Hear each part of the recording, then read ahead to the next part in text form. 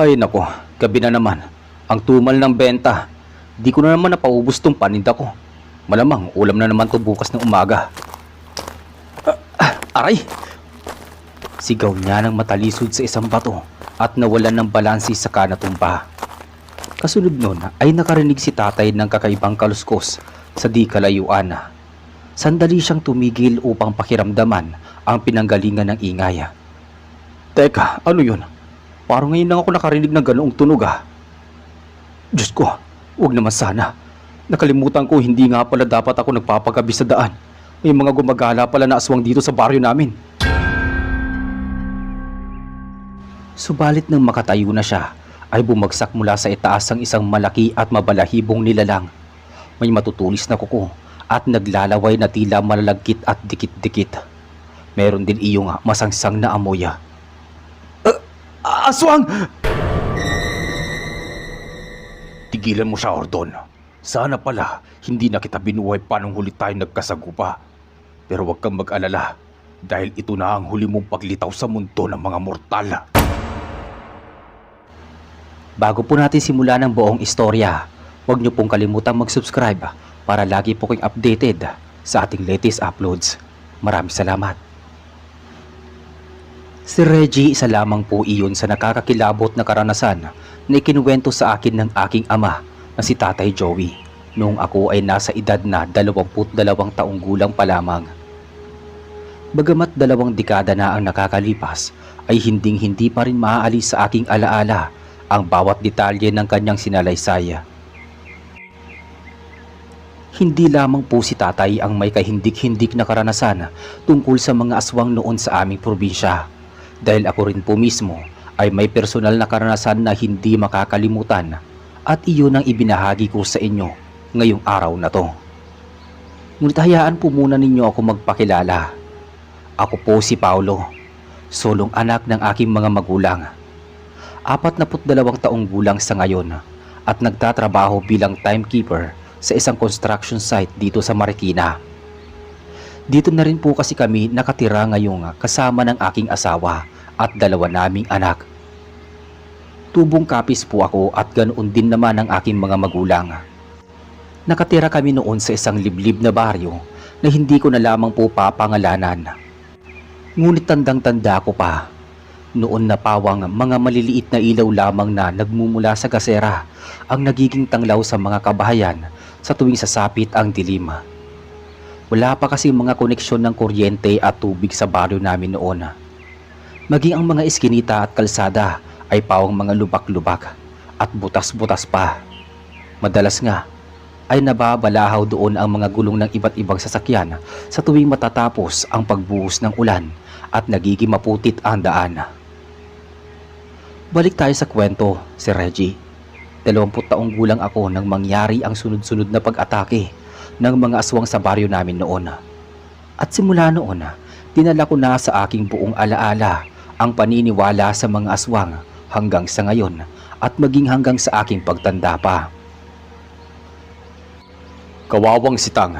Nagpaalam lang daw na pumunta sa kamag-anak sa kabilang baryo kagabi para bumisita. At ang usapan nilang mag-asawa uuwi siya sa kasunod na gabi. Pero ilang araw nang nakakalipas, hindi pa rin daw nakakauwi. Naku, baka naman napasarap lang sa pakikipagkwentuhan sa mga kamag-anak. Paminsan-minsan lang kasing nagkikita-kita ang mga yun eh. Sagot naman ni nanay habang nagpapatuloy sa pagkusot. Mabuti pa nga sana kung gano'n lang ang nangyari, Pilar. Ang kaso, nung sinadya ng asawa niya na si Manding na puntahan doon sa kamag-anak, ang sinabi ng kaanak ni Sitang hindi naman daw ito nagawi doon ang gabing yon. Mahabang sagot ni tatay. Kaagad naman kami nagkatinginan ni nanay. Saglit siyang napahinto sa ginagawa at ako naman ay napabuntong hininga. Alam na kasi namin kung ano na naman ang tinutumbok ng kwentong iyon ni tatay. Huwag mong sabihin inaswang si Sitang, Joey. Pagkukumpirma ni nanay na may halong kaba sa boses. Malungkot man sabihin, Pilar, pero ganoon na nga. Natagpuan ang bangkay niya na wala ng buhay doon sa may maisan ni Kaemeng. Naninigas na at walang anumang dugo sa katawan. Ano ba naman ang aasahan natin sa bangkay ng taong inaswang, hindi ba? Sa narinig ay bigla kong kinilabutan. Sa totoo lang kasi, ay hindi lamang iyon ang unang beses na mayroong ganoong pangyayari sa aming lugar. At nais nga sana namin na masanay na lang, ngunit paano namin magagawa yon kung buhay namin ang nakaambang na mawala anumang oras? Tay, ngayon po ba hindi pa rin nalalaman kung sino ang aswang na umaatake dito sa baryo natin? Nag-aalalang tanong ko naman. Mukhang malabo pa sa ngayon, Paolo anak. Simula namang ibang bayan si Albulareng Rosing, nagsunod-sunod na madilim na kaganapan dito sa ating baryo. Diyos ko, huwag naman sanang ang pamilya naman natin ang kasunod na mabiktima. Nay, ako na lang po ang tatapos itong mga labahan natin. Magpahinga na muna kayo ni tatay. Magalang na presenta ko naman. Hindi anak, pasensya ka na. Nabigla lamang ako sa balitang dala ng tatay mo. Napakabuting tao ni Sitang para kitilin ng ganoon-ganoon lang ang buhay. Bakit po kasi gabi siya napunta doon sa may kamag-anak niya? Alam naman siguro niya ang tungkol sa mga aswang na pakalat-kalat dito sa atin Tanong ko habang nakatingin kina tatay at nanay. Nako, ikaw naman Paolo. Para namang bago ka lang ng bago dito sa baryo natin. Alam mo naman na sa tuwing alas 7 lamang ng gabi huling biyahe ng truck ni Mang Dado patungo sa kabilang baryo. Patapos noon kinabukasan na ang kasunod na biyahe. May palagay ako na hindi na nakarating sa kanyang kamag-anak si Sitang. Marahil pagbaba niya sa truck ni Mang Dado, doon na siya inatake ng aswang.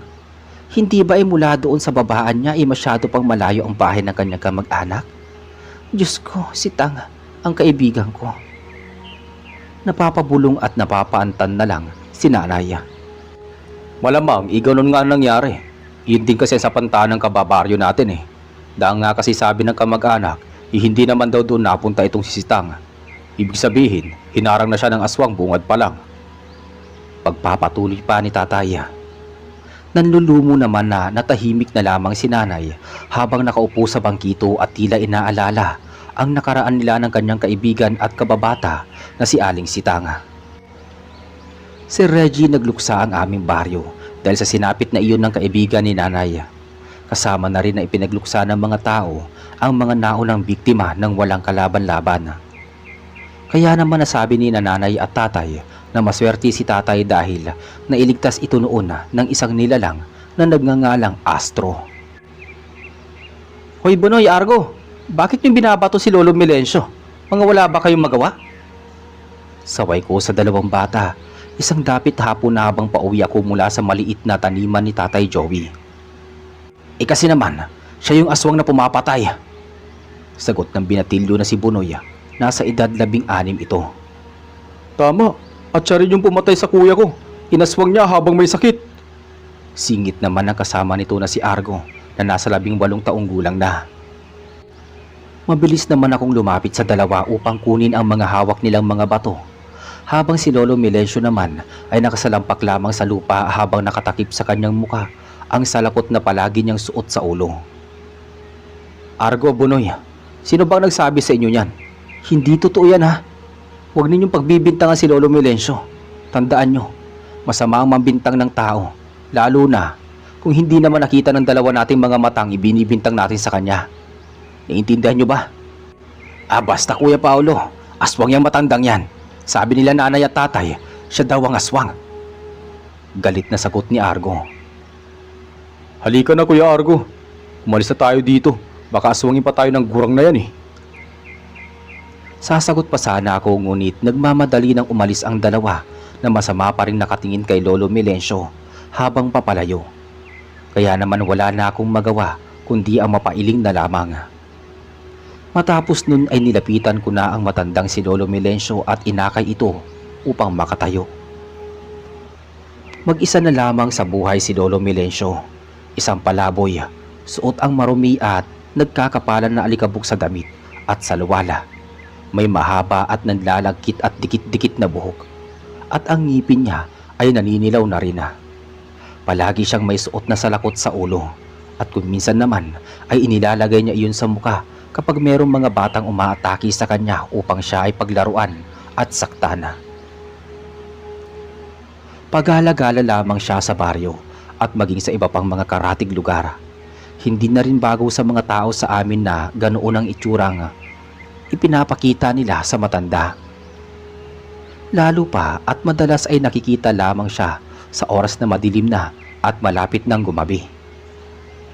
Kaya naman, hindi maialis sa isip ng mga residente na siya nga ang aswang sa lugar namin. Ngunit dahil sa isa man sa kanila ay wala nang matibay na pruweba, kaya walang sino man ang nagtatangkang paslangin siya ng lubusan. Maliban na lamang sa mga bata na hindi pa lubos na uunawaan ang mga pangyayari. Saan ka ba nang galing, Paolo? At gabi ka nang nakauwi? Ha? Hindi tuloy kami makakain ng nanay mo dahil sa kakahintay sa'yo. Galit na sita sa akin ni tatay pagdating ko sa bahay. Pasensya na po, tay. May tinulungan po kasi ako si Lolo Melencio kasi. Nakita akong binabato siya ng Bunoy at Argo. Tapos sinasabi pa nila na siya raw yung aswang. Dahil iyon din naman ang sinasabi ng mga magulang nila sa kanila. Mahabang pagsasalaysay ko naman. O siya, sige na Paulo anak. Maupo ka na at baka lumamig na ang pagkain natin. Joey, tama na munang paninermon ha. Nasa harapan tayo ng hapagkainan. Mahinahon na saway ni nanay kay tatay habang sila rin ay umupo na sa harap ng mesa. Paano ba namang hindi pagdududahan niyang si Melencio? Sa itsura pa lang hindi nakatiwa-tiwala. Paminsan-minsan nga nagsosuspetsa na rin ako dyan Kita mo nga tuwing gabi lang nakikita sa labas. At kapag mataas na ang araw, wala nang nakakaalam kung saan lupalop na siya pumupunta. Mababa ngunit may tunog ng paghuhusga na sabi ni tatay. Psst, ano ka ba naman, Joey? Huwag ka nga magsalita ng ganyan sa harapan ng pagkain. Panghuhusga yung sinasabi mo sa tao. Marahang saway naman ni nanay sa kanya. Totoo naman talaga di ba? Ikaw ba? Kilala mo ba talaga kung sino yan? Bigla na lang sumulpot dito yan na parang kabote. Tapos dito pa pumipirme. Niwala ngang kamag-anak yan di aswang nga. Ibig niyo po sabihin matagal nang pakalat-kalat sa lansangan niyan si Lolo Melencio? Kahit noon pa hindi niyo pa nakikita na isa man lang sa kamag-anak niya? O anak o apo? Takang sunod-sunod na tanong ko naman. Narinig ko na pabuntong hininga si nanay bago nagsalita. Walang sino man ang nakakaalam kung saan nagmula si Lolo Melencio. Basta nakita na lang namin yan dito noon. Sugatan, nangihina ang katawan at parang galing sa anumang pakikipaglaban. At dahil sa awa naman ng mga kababaryo natin, iginamot siya at inabutan ng mga pagkain hanggang sa bumuti ang kanyang kalagayan. Mahabang pagsasalaysay ni nanay sa mababang boses. Bakit po walang sino mang nagpatira sa kanya sa bahay? Takang sunod na tanong ko naman. Kami na sila. Maging kami noon ng tatay mo sinubukan siyang patuloyin dito sa munting bahay natin. Kaya lang pagising namin isang umaga, wala na siya. Ganon din daw ang ginagawa niya sa mga naunang nagpatira sa kanya noon. Matapos makikita na lang namin na madungis ulit at babaho at mukhang wala sa sarili. Kaya ayun, hinayaan na lang namin. Mahabang dagdag pa ni nanay. Natural, nagsawa na rin siguro yung mga kababaryo natin na palaging tinutulungan niyang matandang yan. Kung siya nga mismo ayaw niyang tulungan yung sarili niya. Ay nako. Sir Reggie, matapos ang usapan at hapunan namin na iyon, ay labis akong napaisip. Sumagi sa utak ko ang mga tanong na, paano kaya nabubuhay at napapakain ni Lolo Melencio ang kanyang sarili? Paano ito nananatiling ligtas laban sa mga aswang na walang habas na pumapatay at kumikitil ng mga buhay ng mga walang kalaban-laban? Ngunit dahil sa malalim na isiping iyon, hindi ko na malayan na nakatulog na pala ako. Lumipas ang ilang araw, linggo at buwan, naging maayos at tahimik naman ang buhay sa aming baryo. Wala na kaming nababalita ang mga nabibiktima ng mga aswang. Maging ang mga alagang hayop ng mga tao doon, bagamat nasa labas lamang na kani-kanilang mga kulungan, ay hindi na rin napipinsala. Isang maulan na gabi, tangi mga patak lamang ng tubig ang naririnig sa paligid. Nakaupo ako sa pintuan ng aming bahay habang hinihintay ang pagdating ni nanay at tatay. Nagtungo kasi sila noon sa isang pagtitipon na ipinatawag ng aming kapitana. At tila hinihintay muna ng mga ito na huminto ang ulan, kaya sila ginabi ng uwi. Maya-maya narinig kong tila may tumatawag sa aking pangalan. Bahagya akong nagpalinga-linga. Kahit may mga patak ng ulan ay nangingibabaw pa rin ang tinig na iyon na hindi ko mawari kung saan nagmumula. Nay, Tay, kayo po ba yan? Ngunit tanging pagtawag muli sa aking pangalan ang naging tugon ng naturang boses. Kaya naman labis ang aking pagtataka. Sino ka ba? Magpakita ka. Huwag mo nga akong tinatakot. Hindi dahil mag-isa lang ako ngayon dito sa bahay, matatakot na ako sa'yo. Lumabas ka. Magpakita ka. Sigaw ko, ngunit sa totoo lang ay takot na rin talaga ako ng mga sandaling yon. Ako ito, Paolo. Tumingin ka sa labas. Nandito ako sa tabi ng punong mangga. Sagot naman ng boses. Dahil doon ay kaagad kong kinuha ang lumang sako upang gawing pantulakbong laban sa ulan at lumabas ng bahay. Doon ay nakita ko ang isang wangis ng lalaki na nakasuot ng salakot sa ulo. Nang tuluyan akong makalapit ay nakilala ko kung sino ito. Lolo Melencio, ikaw nga ba yan? Anong ginagawa mo dyan? Saka bakit parang hindi ka yata nababasa ng ulan? Teka, nakakapagsalita ka na rin? Taka at sunod-sunod kong tanong nga. Huwag kang maingay. Halika, samahan mo ko doon sa tinutuluyan kong bahay. Nakangiti namang sagot niya. Si Reggie ng mga oras na iyon ay hindi ko alam kung bakit tila ba ang gaan ng aking pakaramdam at kaagad na nagpatianod sa mga pagyayang iyon ni Lolo Melencio. Matapos kong mabilis na isinarado ang pintuan ng bahay, ay muli akong bumalik kay Lolo Melencio upang sumama sa kanya. Ngunit nang makasama na kami ay tila ba hindi ko alam ang kasunod na nangyari. Namalayan ko na lamang na naroon na kami sa isang puok kung saan ay may mga malalaking tila ugat ng mga puno sa paligid. May mga dahon na kawangis ng balat ng ahas at ang daanan ay animoy hinukay ng malalim ngunit patag. Ibig mong sabihin, Lolo Melencio, dito ka nakatira? Tama ka, kaibigan. Dito na ako nakatira sa loob ng daan-daang taon. Maaaring hindi ka maniniwala pero huwag kang mag-alala. May ipapakita ako sa iyo para patunayan ang lahat ng aking mga sinasabi. Basta ipangako mo lang sa akin na hindi ka matatakot at hindi mo ipagsasabi kahit kanino ang makikita mo ngayon. May papangako mo ba yung kaibigan? Di sige. Basta hindi ako mapapahamak dyan, ha? Huwag kang mag-alala. Ako ang bahala sa iyo. Huwag kang kukurap, ha? Matapos iyon sabihin ay inalis niyang muli ang suot ng salakot at itinaas ang dalawang kamay at maya-maya lamang ay nakita ko ang unti-unting pagbabago niya ng anyo. Mula sa itsura ng matandang gusgusin at marungis ay bigla siyang tumangkad at triple na ang sukat ng kanyang ordinaryong katawang tao. At ang itsura niyang iyon ay hinding-hindi ko makakalimutan sa buong buhay ko, Sir Reggie.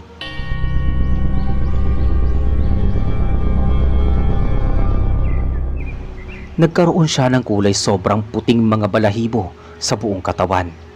At ang kanyang mata ay naging kulay pinaghalong asul at abuhin. Ang kalahating katawan sa ibabang bahagi ay may mga paa ng kagaya ng isang tao, ngunit may mga matatalas na kuko at balot din sa kulay puting balahibo. At ang kanyang mga tenga ay may tulis na tila isang kuneho. At nang tignan ko ang kanyang muka ay umusli iyon at naging kawangis ng isang lobo sa kabilugan ng buwan. Maging ang kanyang mga kamay ay humaba din at nagsiuslian ang mga matatalas niyang kuko. Patapos ay nagpakawala siya ng isang napakalakas at nakabiminging pag-alulong na animoy isang asong tumatangi sa gitna ng dilim. Nang mga sandaling yun ay pinagdasal ko na sana ay panaginip lamang ang lahat. Sinubukan ko pang ikurap-kurap ang aking mga mata upang tiyakin na nasa realidad ba ako. Subalit, walang nagbago. Kaya naman napatunayan ko na hindi iyon isang imahinasyon o panaginip lamang. Ito ang tunay kong anyo, kaibigang Paolo. Dahil sa mga katulad mo lamang na mabuting kalooban, ipinapakita ko ang tunay kong anyo. At nais kong magpasalamat sa iyo dahil palagi mo akong pinagtatanggol sa mga mortal na lapastangan. Mahabang paliwanag niya. Mortal? Anong ibig mong sabihin? Naguguluhang tanong ko. Hindi ako katulad ninyo. Isa kong aswang nagapunan na naatasan ng aming pinakapinuno upang bantayan at ipagtanggol kayong mga mortal laban sa mga masasamang lipi ng aswang. Ngunit ng mga nakaraang panahon, naging masama sa akin ang mga tao. Inapi ako, sinaktan at tinaboy dahil sa nakita nilang itsura ko sa mundo ninyo. Kaya itinigil ko ang aking misyon na ipagtanggol sila at labanan ang masasamang aswang. Kaya pala napakarami na biktima ng mga aswang noong nakaraang mga buwan at taon. Ang buong akala ko noon ay hindi ako magtatagumpay sa aking tungkulin bilang tagapagtanggol dahil inakala ko lahat ng mga tao naging masama na sa akin. Subalit nang ipagtanggol mo ko kina Punoy at Argo, napagtanto ko na meron pa palang katulad mo na may malasakit at pagpapalaga sa kagaya kong ibinasura ng mga pantas na tao. Mahaba at makahulugan niyang tugon. Muli ko siyang tinitigan at bigla ay meron akong naalala bago ako muling nagsalita. Yung itsura at anyo mo, base sa kwento ni tatay noon sa akin na may nagtanggol daw sa kanya at nagligtas laban sa isang aswang. Ganyan na ganyan ang anyo ng nagtanggol sa kanya ayon sa pagkakalarawan niya. Ikaw ba yun, Lolo Melencio? Ikaw ba ang nagligtas sa aking ama? Naluluhang tanong ko. Tumango lamang ang nilalang bago dahan-dahang lumapit sa akin dahil nga sa laki nito ay kinailangan ko pang tumingala upang mas makita siya sa malapitan. Ikaw si Astro? Iyon nga ang pangalan na naalala kong sinabi ni tatay eh. Narinig daw kasi niya noon nung tinawag ka ng kalaban mo sa ganoong pangalan. Ako nga si Astro, kaibigan. At ngayon alam mo na ang lahat tungkol sa akin. May papangako mo ba na hindi mo to ipapaalam kahit kanino? Ipinapangako ko sa iyo, Astro. Walang sino mang makakaalam ng tungkol dito. Kaibigan at maasahan mo ko. Tuluyan na akong naluha sa mga sinabi niyang iyon. Matapos ay muli siyang nagsalita na tila tinatantya ang aking sagot. Wala kang pagsasabihan kahit ang iyong mga magulang at mahal sa buhay. Makakaasa ka, Lolo. Astro. Kasunod nun ay yumuko siya at iniabot sa akin ang isang bagay na maliit na hugis dila na pinatuyo. Kunin mo to, kaibigan. Iyan ang anting-anting ng buto ng puting kasoya. Kapag hawak mo yan, nasa iyong bulsa ay hindi ka malalapitan ng anumang masasamang nilalang. Nagtataka man at hindi pa rin makapaniwala ay kinuha ko yun at isinilid sa aking bulsa na suot na salawala. Nasa ganoon kaming tagpo nang marinig ko ang malakas na sigaw ng aking nanay Pilar mula sa di kalayuan. Tila nangihingi ng saklolo. Astro, tinig yun ni nanay eh. Mukhang nasa panganib siya. Tila alam ko na kung ano ang nangyayari. Huwag na tayo mag-aksaya pa ng panahon bago pa sila tuluyang mapahamak ng iyong ama. Doon ay nakita ko na hawak-hawak si nanay ng isang nilalang na mahaba ang buhok at natatakpan ang muka na tanging mga mata lamang ang kita. Kulay pula ang mga mata nito at may mga mahabang kuko. Meron din itong isang sungay sa may ulo na nakaturo pataas. At ang katawan nito ay nangingintab sa kaitiman at animoy pinahiran ng grasa. Si tatay naman ng mga sandaling yon ay tila ipinako ang mga paa sa isang sulok ng aming bahay habang hawak-hawak ang lumang gulok sa kanyang isang kamay at may mga asin naman sa kabila niyang palada. Inay! Tay! Nag-aalalang sigaw ko. Paulo anak, huwag kang lalapit. Lubang mapanganib ang aswang na yan. Hiyaw ni tatay. Pero paano po si nanay, tay? Ngunit bigla ay nakita kong parang unti-unting bumitaw kay nanay ang aswang at para bang nasasaktan ito na inaatake ng hindi nakikitang nilalang. Matapos ay narinig ko ang isang nakakakilabot na tinig mula sa aking likuran. Bitawan mo siya, Rakim. Kung ayaw mong gawin kong abo, itong alaga mong sigbin. Nang lingunin ko yon ay nakita ko si Astro na hawak ang isang hayop nakawangis ng isang aso, ngunit mas pangit at nakakatakot ang itsura. Pinatay mo ang asawa ko, Ordon Astro. Kaya ngayon, kailangan magbayad ang mga mortal na ito dahil sila ang pinapaligan mo. Mamili ka, Rakim, ang buhay ng alaga mo o pakakawalan mo ang taong hawak mo? Tila nang iinsultong tanong ni Asro sa aswang. Kaagad na pabalyang binitawan ni Rakim si nanay at halos madapa pa iyon. Mabuti na lamang at maagap si tatay at kaagad siya nito nga nasalo. Kasunod nun ay patakpo akong nagtungo sa kanila at nagsama-sama kami sa isang sulok ng bahay. Ngayon, Asro, pakawalan mo ang alaga kong sigbin. Tumupad ka sa kasunduan natin. Maya-maya ay nakita kong itinaas ni Asro sa ere ang sigbin na hawak nito. Tila wala na iyong buhay at wala nang habas na pinupunit niya. Naanimoy isang papel lamang at pinaghiwa-hiwalay ang katawan. Matapos ay hinagis niya yun sa lupa at gumulong-gulong patungo sa paanan ni Rakim. Hindi, nilinlang mo ko, Asro. Ngayon magbabayad ka! Galit na sigaw ni Rakim. Kaibigang Paulo, hawakan mo sa kanang palad ang anting-anting na binigay ko sa'yo. At wag na wag mong bibitawan kahit na anong mangyari, upang hindi nila kayo malapitan at masaktan. Pagbibigay panuto sa akin ni Asro. Kaagad ko namang dinukot sa aking bulsa ang anting-anting at mariin na hinawakan iyon sa aking kanang palad. Matapos ay nagyakapan kaming tatlo nila nanay at tatay. Kasunod nun ay nakita kong sumugod na galit si Rakim kay Asro. Nagbanggaan ang kanilang mga katawan at doon ay inilabas ni Rakim ang kanyang ulo na kanina ay nakatago sa kanyang mahabang buhok. Matulis ang dalawa nitong pangil at malaki ang mga nakaluwa na mga mata. Mahaba at patulis ang dila nito na animoy isang tiktik.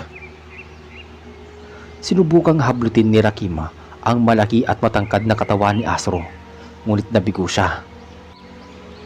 Sa halip ay isang hila lamang sa kanya ni Asro sa leeg ay kaagad iyong humiwalay mula sa kanyang katawan. Ngunit tila hindi pa rin iyon nawawala ng buhay kahit pa halos isang darili na lang ang nakadugtong sa katawan at ulo nito. Malakas na inihagis ni Asro ang buong katawan ni Rakim matapos iyong buhatin. Tumalsik iyon sa malayong lugar hanggang sa hindi na nakita. Ngunit wala pang isang segundo ay tila isang hangin iyon na nakabalik sa sumugod sa kinaroroonan ni Asro at kahit pa nakalaylay ang ulo nito mula sa katawan. Tinamaan si Asro ngunit hindi siya natinag. Tumalbog lang si Rakim pabalik sa lupa. Ilang saglit lang ang lumipas ay isa na namang nilalang ang sumugod. Mas maliit iyon kumpara kay Rakim ngunit malaki ang bulto ng pangangatawan. Maraki ang tiyan at walang anumang buhok. Ang mata nito ay nag-iisa lamang sa gitna ng kanyang ulo. At ang mga ngipin ay kawangis ng talim ng ngipin ng buhaya. Umakyat iyon sa balikat ni Asro. Ngunit isang wasiwas lamang niya rito ay mabilis iyong tumalon at kung saan na napunta. Kasunod nun ay muling sumugod si Rakim at biglang humaba ang nag-iisang sungay nito na nakaturo pataas. Akmang itutusok niya na iyon kay Asro, ngunit kaagad iyong nahawakan ng gabunan at kaagad na pinagpuputol-putol. Napasigaw sa sobrang sakit si Rakim. Muling sumalakay ang maliit na nilalang at sa pagkakataon na yon ay may dala na itong isang tila sibat na armas. Tumalon iyon ng malakas at halos ilang segundo rin na nagpalutang-lutang sa ere bago pabulusok na bumaba at nakahandang tusukin ang ulunan ni Asro. Tinamaan si Asro ng sibat na hawak ng maliit na aswang, ngunit sa balikat lamang iyon tumusok. Habang si Rakim naman ay unti-unti nang nangihina, ngunit patuloy pa rin na lumalaban. Hinawakan niya ang mga paa ni Asro, ngunit hindi niya alam na isa pa lang pagkakamali ang kanyang ginawa. Nang maramdaman ni Asro na hawak ni Rakim ang kanyang isang paa, ay mabilis niya iyong iniangat at mabigat na muling ibinagsak sa buong katawan ni Rakim. Kaagad na tumusok ang mga kuko sa paa ni Asro sa katawan ng kalaban at tumagos iyon hanggang sa likurang bahagi ng aswang. Isang mabigat na tadyak pa ang ginawa ng gabunan at tuluyan na ngang nagkahiwa-hiwalay ang katawan ni Rakim. Samantala ang maliit na nilalang naman ay muling sinubukang hugutin ang kanyang sibat na bumaon sa balikat ng kanyang kalabang si Asro. Ngunit si Asro ang siyang humugot ng sibat at mabilis na itinarak sa nag-iisang mata nito at bumagsak iyon sa lupa. Kaagad na pumulandit ang kulay itim na dugo at tumalsik iyon sa katawan ni Astro. Kasunod nun ay dinakma niya ang maliit na aswang at saka walang habas na sinagpang iyon at kinain hanggang sa wala nang matira sa parte ng katawan nito. Natapos ang madugong laban at napagtagumpayan iyon ng gabunan na si Astro. Matapos ay bumaling siya sa amin habang kami naman ay manghang-mangha pa rin sa mga nasaksihan at bilis na hindi makapaniwala. Siya ang gabunang nagligtas sa akin. Naalala ko na. Siya nga po, Itay, at alam ko na po ang lahat. Oo nga po pala, ang kaibigan ko. Pagpapakilala ko sa kanila kay Astro matapos ko muling isinilid sa bulsa ang anting-anting. Dahan-dahang lumapit sa amin si Astro at nang nasa harapan na siya namin ay doon siya muling nagpalit ng anyo sa katauhan ni Lolo Melencio. Nakita ko ang panlalaki ng mga mata ni tatay at ni nanay nang makilala kung sino ang nasa likod ng anyo ng gabunan. Lolo Melencio, Diyos ko, ikaw ba talaga yan? Paanong? Pinutol ko ang sasabihin ni tatay at ako mismo ang nagkwento ng lahat hanggang sa pagbibigay nito sa akin ng anting-anting ng buto ng puting kasoya. Kaya kahit anong gawin niyo noon para tumira at manuluyan ako sa mga bahay ninyo, ay hindi ko ginusto. Dahil hindi dito ang mundo ko. Doon sa masukal at hindi kilalang sabsaban, iyon ang tunay kong luklukan. Huling dagdag ni Lolo Melencio.